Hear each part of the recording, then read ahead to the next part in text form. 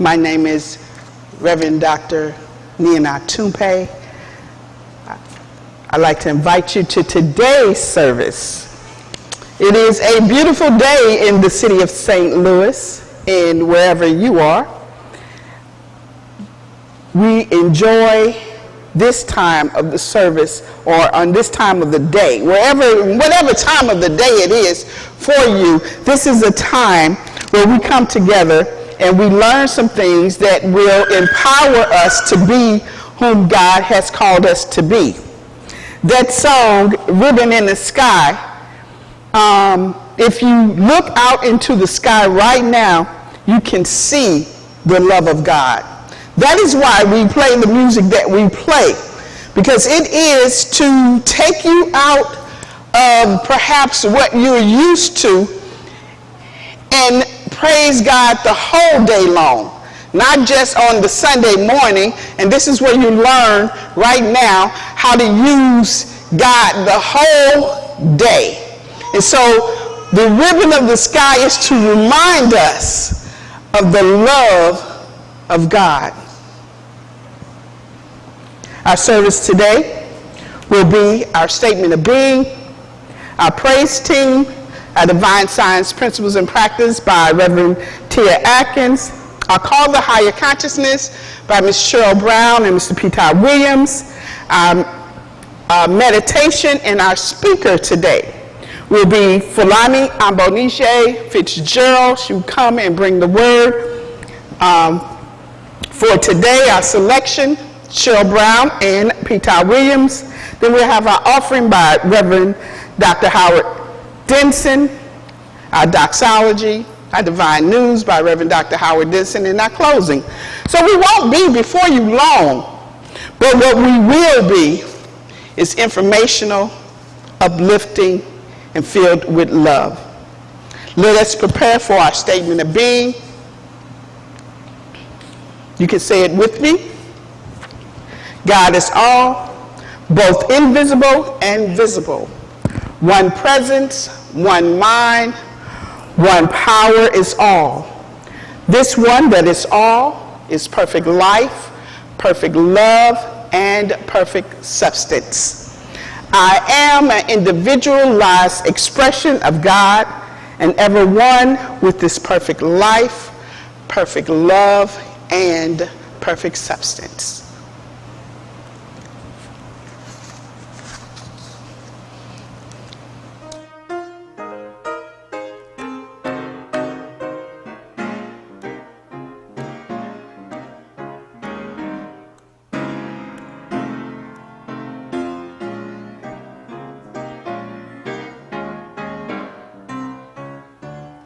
I'm looking for a miracle. I expect the impossible. I feel the intangible. I see the invisible. I'm looking for a miracle. I expect the impossible. I see the invisible. I feel the intangible. Oh, the sky is a limit to what I can have. Oh, the sky is a limit to what I can have. Oh, yes it is. The sky is a limit to what I can have. Oh, just believe and receive it. God will perform it today. Hey, just believe and receive it. God will perform it today. I'm looking for a miracle. I expect the impossible. I feel the intangible. I see the invisible. Oh, I'm looking for a miracle. I expect the impossible. I feel the intangible. I see the invisible. Oh, the sky is the limit to what I can have. Oh, The sky is the limit to what I can have. Yeah, yeah, yeah, yeah. Oh, the sky is the limit to what I can have. All you gotta do is just believe and receive it. God will perform it today. Hey, hey, hey, hey, just believe and receive it. God will perform it today. Oh, I expect a miracle every day. God will make a way out of the way. I expect a miracle every day. God will make a way out of the way. I expect a miracle every day. God will make a way out of no way. Every day. Just believe and receive it. All you gotta do is believe and receive it. He will perform it. Just believe and receive it. God will perform it today. Hey, hey, hey, hey. Just believe and receive it. God will perform it today.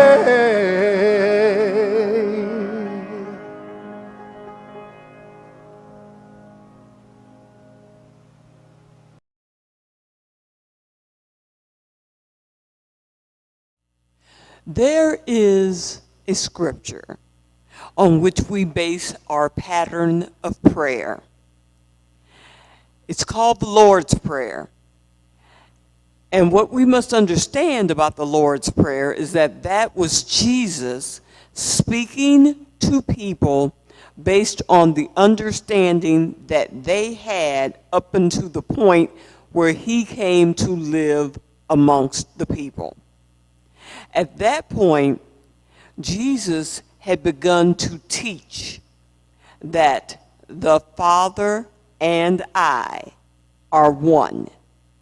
And from that perspective of oneness, we no longer needed to think about our Father which art in heaven, our Father which is far away, up there somewhere. Once Jesus trod the earth, we can now begin to understand that our Father, Source, God, our guidance, our support, our love, and our understanding are within us. And from within, we can draw with confidence everything that we need. When we are faced with a decision, we can go within based on our understanding of the Word of God, the character of God, the consciousness of God. Then we can apply those principles to whatever we need to say, do, or think. And with that guidance, that love and support, we are trusted to make the right choices, to make the right decisions, and to solve the problems that confront us. We are blessed to have been given all of the creative power that we need to make this world a better place. And armed with that confidence and that power, we can do whatever needs to be done. We don't have to think that we're doing it alone. We're doing it with other creatures who have been given the same power and the same authority.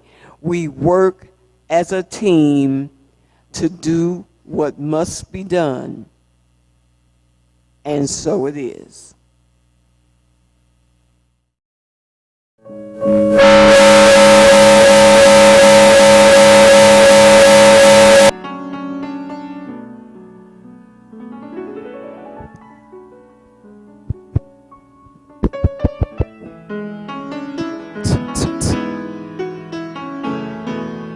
Check 1, 2.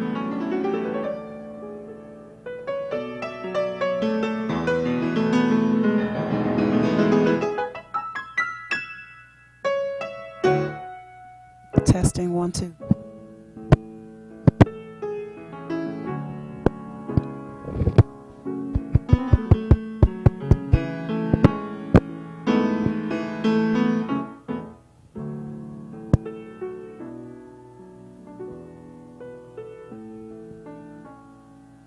In this moment, in this place, I remember who I am, letting fear and worry fall away from me. I open my eyes and see there is only love. There is only love. Love that heals, love that sets us free. There is only love.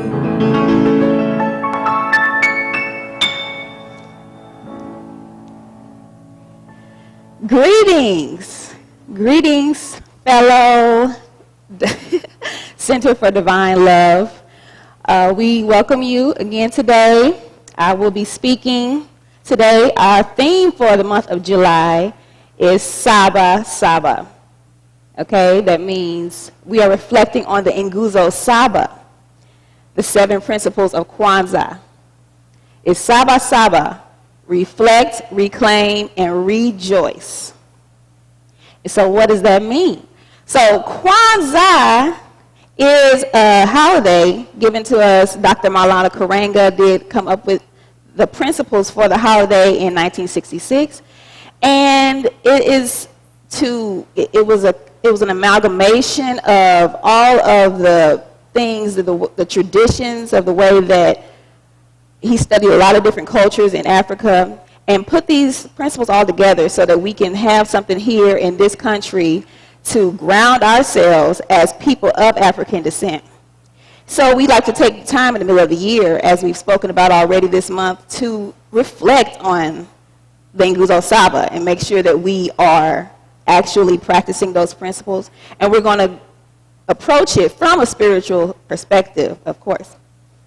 So the first principle being umoja, unity, which means to strive for and maintain unity in self, family, community, nation, our whole race, and the world. So it doesn't get any more unified than knowing that we are all individualized expressions of one source, one creator, one consciousness, one God. What do we mean by that? I want you guys to picture it raining. The rain is falling into the ocean. And where did that water come from, though? Where did the rainwater come from? From condensation. It came up from the ocean into the clouds and came back down into the ocean. That one raindrop that falls, I want you to try to find that drop of water again in the ocean. Okay, I'm going somewhere with this. When a drop of water goes into the ocean, it's hard for you to find it again, right? We are all individual drops of water that are all a part of one big ocean. It's inseparable. It is inseparable. And we come from that source, just like the rain came from the ocean. We come from that source. Like, if we all understood that, imagine, like, Caucasian people, they would not treat people of color like they do, right? If they knew that we are all one, if they knew that, you know, it's not like the other people over there, it's all of us, they wouldn't treat us like that. And black people wouldn't feel, you know, like other people have so much more privilege, right? If we knew, hey, we are all one. If we knew that, there's just a certain way that we would act. And it doesn't just go for humans, it's for all living things on earth. We are one with all living things. Indigenous people knew that And that's why they always prayed to a tree before they cut it down. They prayed, well, not to the tree, but they prayed because they knew we were all one. So they said, hey, to the spirit of this tree that's connected to me, I'm going to use you. You know, they didn't just go and bulldoze things. They didn't just go and slaughter animals with no kind of spiritual reverence for that spirit of the animal. So it's important for us to realize these things and remember. How do we know that we are human manifestations of the same energy that created the universe? I spoke about this the last time. Because our bodies are mini universes. They run flawlessly, whether we are tired, hungry, angry, right, depressed, forgetful. We just don't feel like it that day.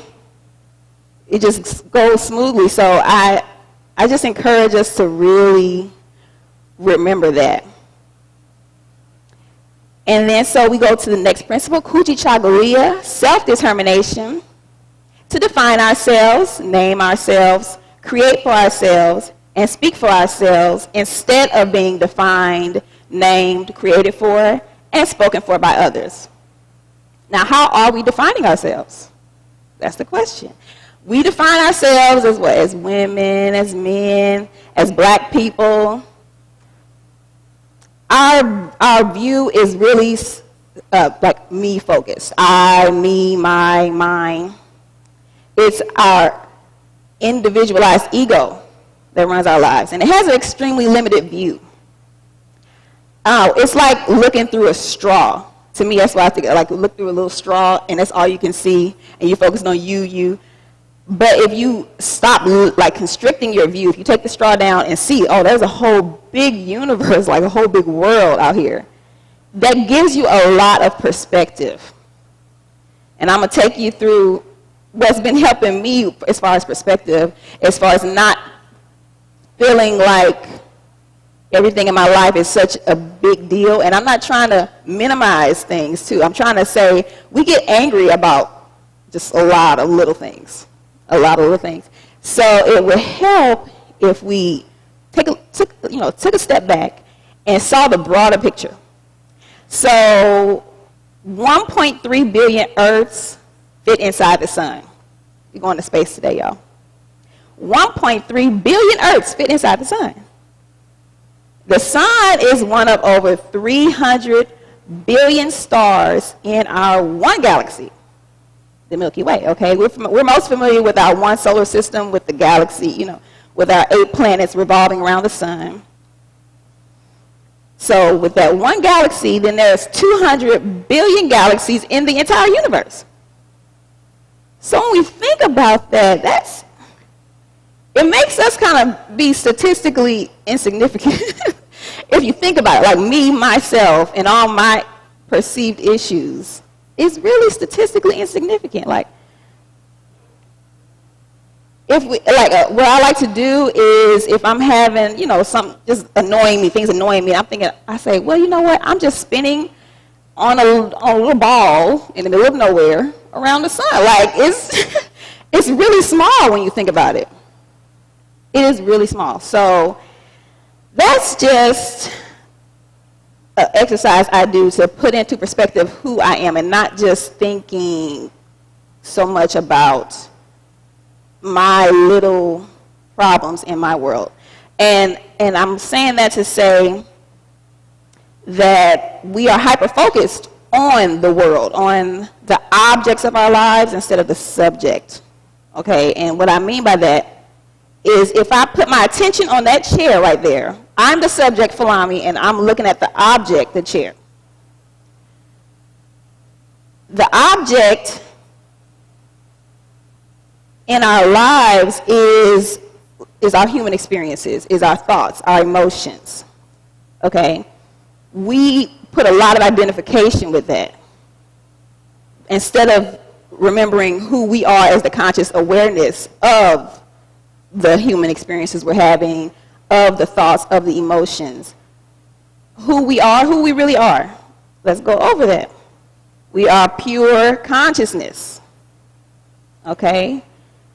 We are what is commonly known as, we are individualized expressions of what is commonly known as God, right? God is called many different names depending on the doctrine through which you express your relationship with the source, the creator. And we need to take the time every day to center and focus on that. Focus on that. So like Jesus said, I and my Father are one, right? And so that goes the same for you. It goes the same for me. It goes the same for all of us. And that's how we need to conduct our lives. There's that unity again. You know, all of these principles have all of them become intertwined. Like if we know who we are, if we self-determine that that's who we really are, then that brings us back to unity again. Another example is a sun ray, like an individual ray of sun. It's shining on a tulip. It doesn't all of a sudden say, oh, I'm a tulip. No, that's what you're shining on. Like that's what the object of your attention is on. Don't get it construed. It doesn't get it confused and think, oh, I'm a tulip. If we heard the sun ray say that, like if we could hear the sun ray's thoughts, we're like, oh my God, you're crazy. You are the sun. There's just no separation. The next principle is ujima, collective work and responsibility, to build and maintain our community together and make our community's problems our problems and to solve them together. And how do we know that we can do that? Is because when we know we are all one, hey, when you have a problem, sister, if I can help you out, I want to help you out because you and I are one. Like, there's no separation between us, so I want to be helpful because I know that I will want the same to me. It's just simple like that, to do unto your neighbors as you would like to be done. And ujama, the fourth principle, ujama, cooperative economics, to build and maintain our own stores, shops, and other businesses, and to profit from them together. We must make sure we support our businesses, the businesses that are helping our communities to thrive, because we have a lot of work to do. As we see, we want to help our brothers and sisters. We want to be of service. So it's best to support those businesses that are actually giving back to the community and are entrenched inside the community so that we can better utilize our resources for the greater good, right? The fifth principle is niya, purpose. And that is to make our collective vocation the building and developing of our community in order to restore our people to their traditional greatness. And I like to think of it as our purpose is to manifest God's glory, like to be the light that we are. That is to shed as much of our individual self as possible and share God's light. Like I'm trying to figure out how to describe that. So just know that when you shed your individual self, you understand that no matter what happens and no matter where you are pure consciousness. You are the light of God, and you can spread that love, because that's what it is love. You can spread that love wherever you go. Reverend Dr. Nia and I always talks about this. Whenever you walk into a room, they should feel like, oh man, somebody, there's something special happening there. But that's with everybody. Like, all of us can have that if we know that within ourselves. And so that is our purpose, to walk in that glory and to then act off of it. The sixth principle is kuumba, creativity, which is to do always as much as we can in the way that we can to leave our community more beautiful and beneficial than when we inherited it. We like to think about that. A lot of times people think kuumba, creativity, and they're thinking art, and they're thinking, things you can create. And all of that is beautiful, but we also want to make sure it's creating things that are solving problems. And when we tap into our spiritual selves, that is what gives us the most insight and the most inspiration. And so what I mean by that is if we're trying to solve a problem, if we're working on a project, if we're writing, the best practice is to maybe, think about it with your carnal mind, or however you say. Think about it, but then give a little time in silence and without so much thinking on purpose, and just kind of go back and forth between that. That way you can bring creativity, you can bring, insight and inspiration into it, because when you co-create with the creator of the whole universe, then that comes up, it's just more, it's an easier creation process. It's much easier than you just struggling to think about it yourself. So we have to tap in to the source. And I'm going to talk about that in the 7th principle, which is Imani, faith. To believe with all our hearts in our people and the righteousness and victory of our struggle. So that means, again, knowing who we are. And, every day, we have to make sure we take the time every day to tap into the source, to do meditation, or people call it many different things, prayer, whatever you do, we have to make sure we take the time to sit still and commune with God. Because every day you charge your phone. Your phone can't go very long without connecting to its source. Is that not right? It cannot go very long at all. So we think, a lot of us, a lot of times we just go. We go. We're doing activity. And we're not thinking about how we have to actually, yes, we have to sit and we have to connect. It would make our lives so much more rich, is what I really mean by that. Because you can do it, but you realize it's tough. You get worn out, you get ragged, and it just makes for a lot less fun time. The energy that comes from connecting with source every day. And it doesn't have to be long, y'all. It doesn't have to be long. I know your phone may need to sit on the charger for 30 minutes to an hour or whatever, but it doesn't have to be long. You can start out for 5 minutes, 10 minutes, and you can just quiet your mind. Now, a lot of times people say, well, when I do meditation, my mind won't shut up. And that's okay. So it'll happen over time. What you can do is just watch the thoughts. Just know when you are aware of the fact that you are thinking, that is one step in the process, instead of just letting your mind run and run. If you're aware that you're thinking, that's a good step, because you're removing yourself from the thoughts. Okay, now here's an example. One time I was upset. I've gone through a divorce, and I was upset about some things, and I was venting to my mother, and I said, it's funny. And she said, is it funny or is it frustrating? And I said, no, it is funny because it's not that big a deal. I mean, to put it in perspective.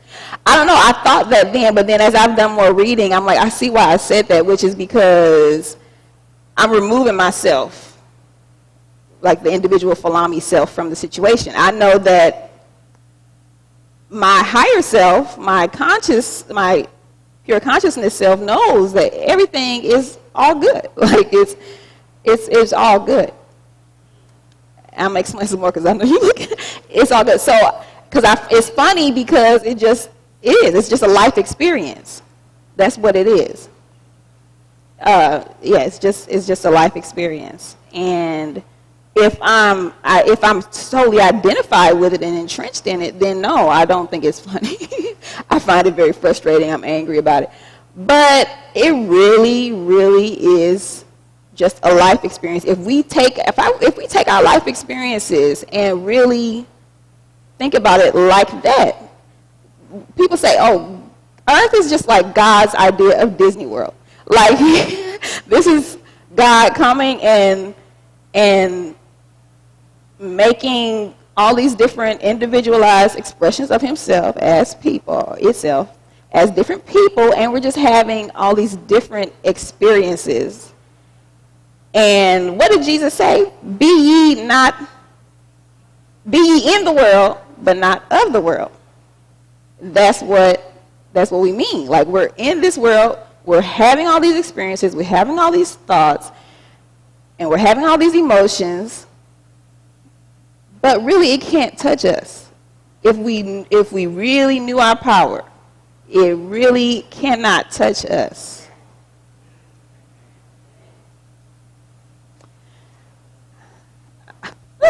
Okay, so that is what we just definitely need to focus on, because, I say if we knew that individually, then I would love it to spread to us, especially as Black people as a whole, because we spend so much time in victimhood. We know what happened to us in this country and across the diaspora, hundreds of years ago, and that's continuing to happen. We know. But if we keep replaying that story that we are victims, then that's what we're going to be. Like, we could just stop replaying that story.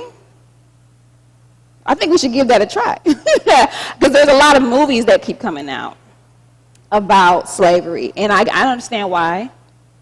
But some part of me also is wondering, okay, when are we going to stop playing that narrative?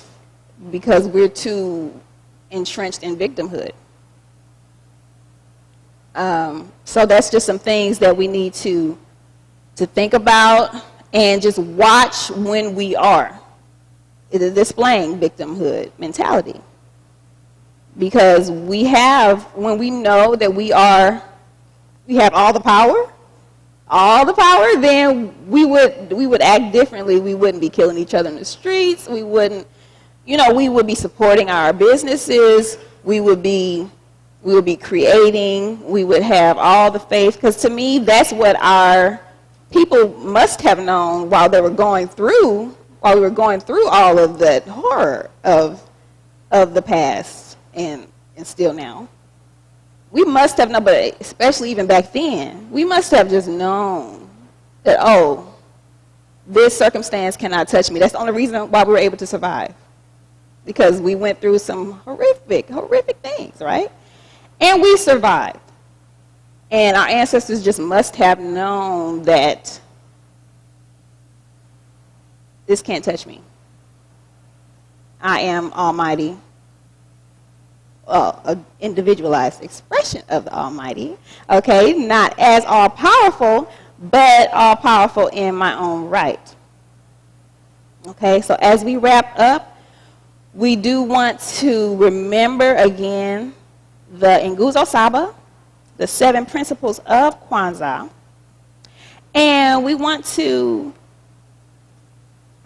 make sure that we keep in mind how unified we actually are and how powerful that makes us as we continue out throughout our lives. So thank you very much for listening, and have a good rest of the week.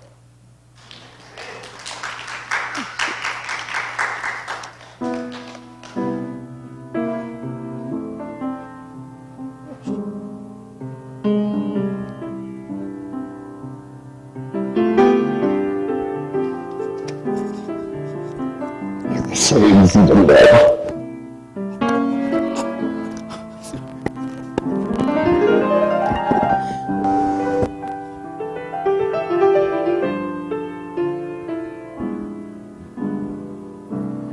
You are so beautiful to me.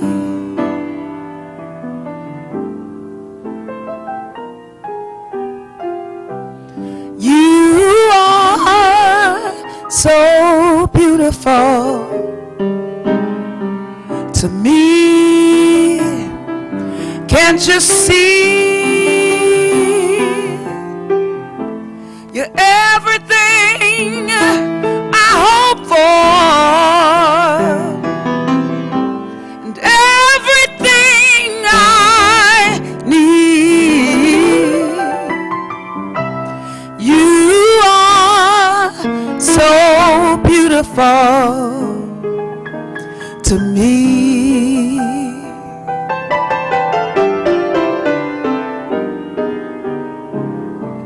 Such joy and happiness you bring.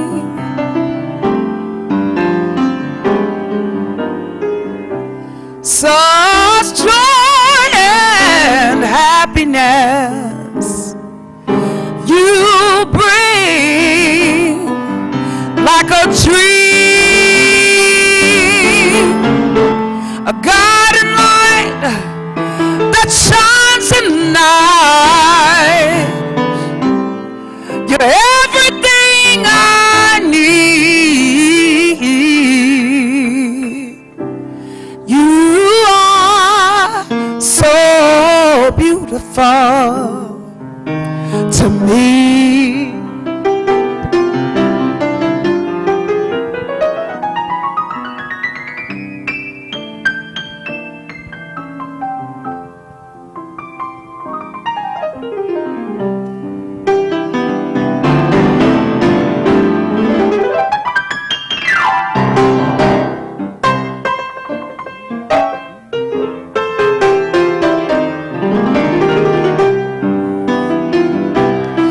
Can't you see everything I hope for, everything I need? You are so beautiful to me, to me.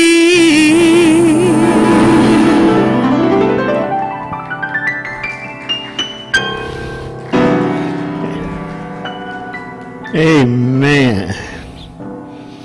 You're so beautiful to me. You know, when I look at people, actually when I look at anyone and everyone, I can see the God in you. It's there. You just have to open your heart to receive it. And that's why this church is so beautiful to me. I just get wrapped up in it every Sunday. Because it is love. We are love. You are love. God is love. And as Falami said, our ancestors endured, and how else could they unless they knew that they could not be hurt, that they were spiritual beings in a physical body, helping to rid the world of a horror called slavery. Okay, this is the offering. To give is an honor and a privilege. It really is. And I suggest that you never give out of some feeling of obligation or because somebody told you you should or how much you should or shouldn't give or anything like that. Give because you choose to give, because it's an honor and because it's a privilege and because you want to join together with the people that you give money to further what they're trying to do. So, if you want to help further this church, this ministry, and we're about to enter a season, we really are, where we will be reaching out to really hundreds of thousands of people. Then don't hesitate any longer, write that check, honor that person that you want to honor, give that tribute to them. or just send $1. Two easy ways to do it. Snail mail, 3617 Wyoming Street, St. Louis, Missouri, 63116. Or go to our website, centerfordivinelove.org. Scroll to the bottom, and there's an opportunity to give there, a one-time give or an ongoing give. And I know that you will consider that because I know that we're a different church than you've experienced before. And because I know that you are that you do want other people to have this experience, that it is empowering for anyone and everyone, and particularly African Americans. Amen, and so it is.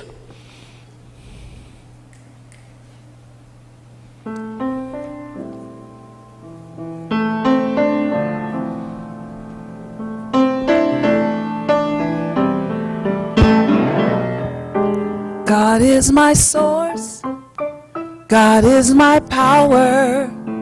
God gives me everything I need. So I give thanks for all my blessings. God gives me everything I need. God is my source. God is my power. God gives me everything I need. So I give thanks for all my blessings. God gives me everything I need.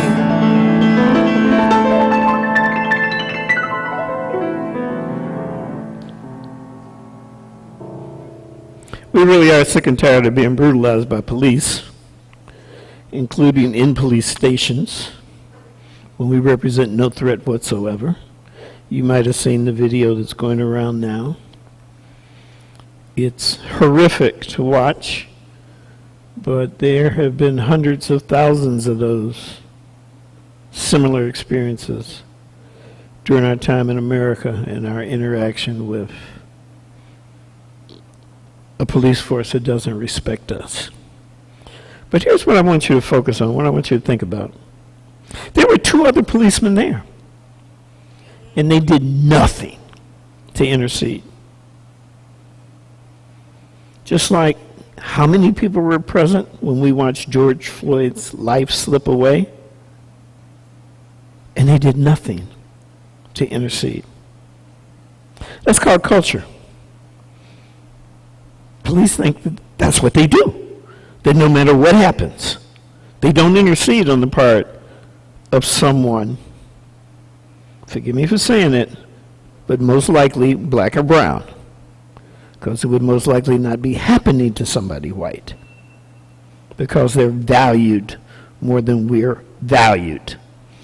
And until they stop taking 3 weeks to edit videos, drop the sound, and say over and over, used to be,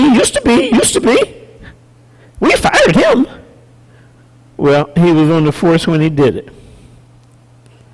So, we need to hammer that the culture has to change. The culture has to change. The culture has to change. Now, back to Falami's message. Read you 2 quick things and I'm through. I am here to collaborate with others. I am not for myself alone. A cancer cell is a cell that's gone insane. It is disconnected from its natural intelligence. It has forgotten that it's here to collaborate with other cells, existing to serve the healthy functioning of the system of which it is a part. It is separated from the role to which nature has assigned it. Gathering other cells is sick, as it is to build its own kingdom in a world apart. This false kingdom, this malignant tumor, seeks to preserve itself by growing more of itself. Thus it threatens not only its host, but also itself. This is not simply a description of cells in the body, it's a description of the malignancy of consciousness that has affected the human race, separating human beings from our natural intelligence. This emotional malignancy threatens the whole of humanity, just as the disease of cancer threatens the body. The disease is a false belief that we are separate from each other, with no responsibility to anyone but ourselves. This distortion is a cancer that will lead to the destruction of our species if we don't watch out. Now is the time to remember our true function, as Falami so eloquently spoke to today.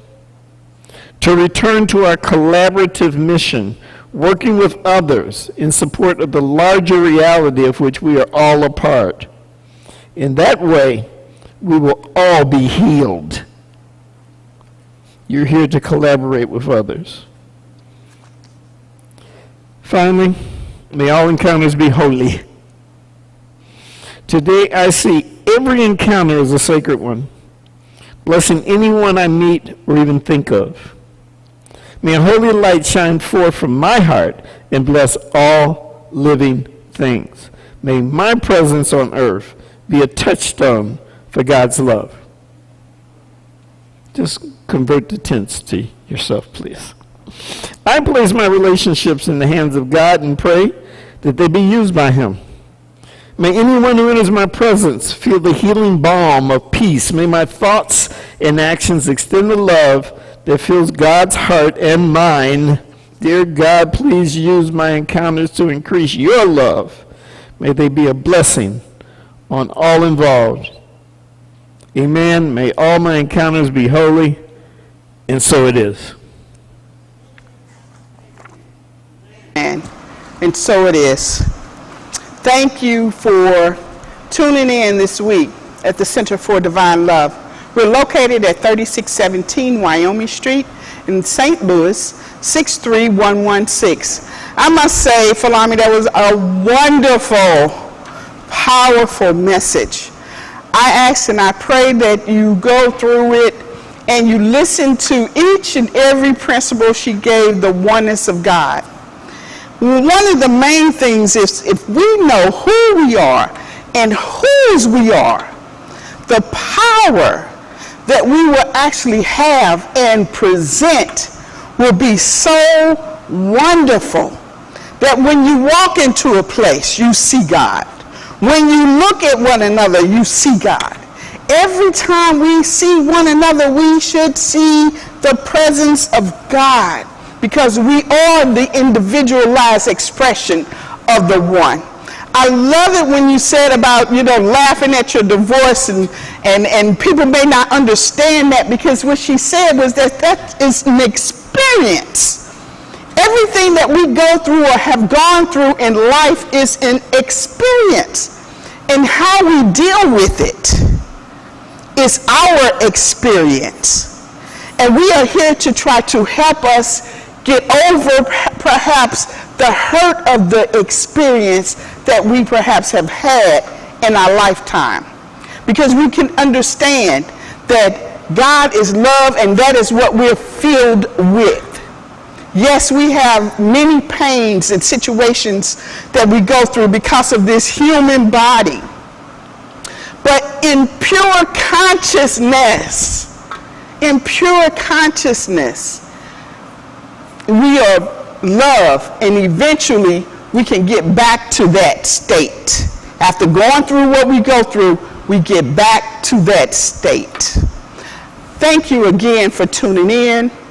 We ask that you come and visit us here at the Center for Divine Love, 3617 Wyoming Street, St. Louis, Missouri. For those that are in St. Louis, East St. Louis, Belleville, if you are in St. Peter, St. Charles, we are right in the midst of South St. Louis, south of Tower Grove Park.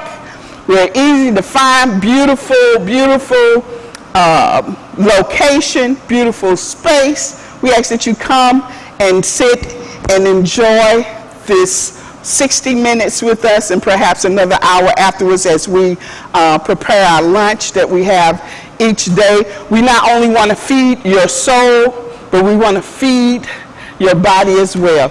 God bless you. Until next week, peace.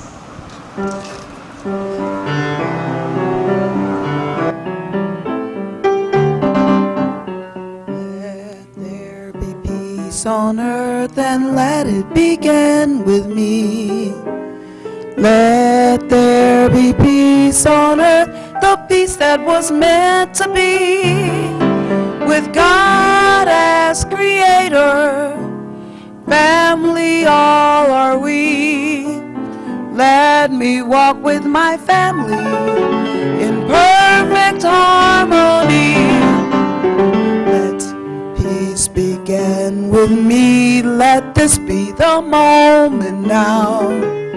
With every step I take, let this be my solemn vow, to take each moment and live each moment